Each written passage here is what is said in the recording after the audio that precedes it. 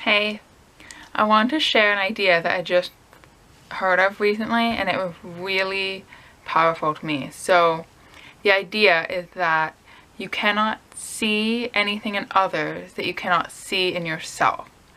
And I was specifically thinking of this relative to narcissists, where they view people as objects and they don't see people's soul or their inherent value. And if you've ever interacted with a narcissist, then maybe you've kind of noticed that they don't really see you. It's almost like they're focusing like in front of you or behind you. It's the most bizarre thing. It's like they cannot focus on like you, so you just have this feeling that they're looking like through you or something rather than like actually seeing you. And based on that idea that you can't see in others but you can't see in yourself, it makes sense, because narcissists don't acknowledge their own soul, and they don't acknowledge their own value, and they don't acknowledge the divine. So it makes sense that they literally cannot acknowledge that in you until they acknowledge that in themselves. So it's easy to take things personally, especially as children, when we're like, why can't our parent see us as valuable? Like, it's completely heartbreaking. And it is heartbreaking. But I understand now that it was not personal. It was just because they literally could not see my value unless they were willing to see their own value, and they weren't willing to take that journey into themselves.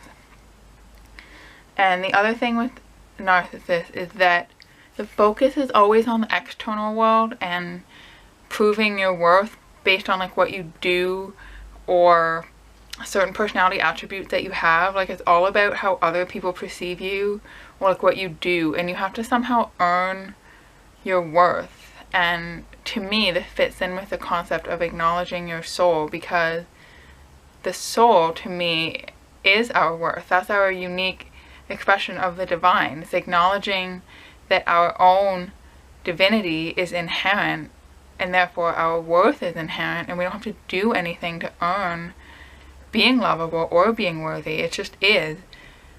But if you're cut off from knowing that you're divine, it makes sense that worth would have to be that's something that you have to cultivate.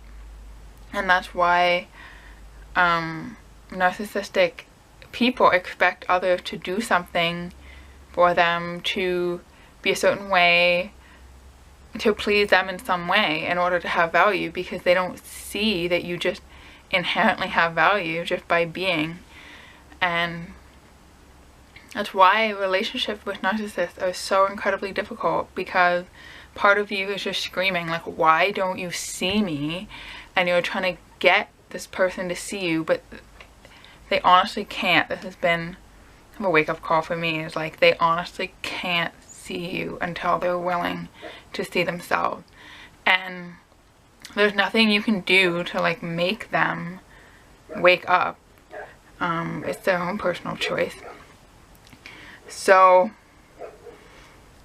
it also changes you when you start to acknowledge your own divinity, because then you're going to see it in others as well. It's the whole process of the things that you're able to see in yourself, you're able to see in others. So when someone sees that they are worthy and lovable, you automatically assume that about everyone else, and you see that everyone else has value for the way that they are. So I hope that was helpful. Thank you for watching.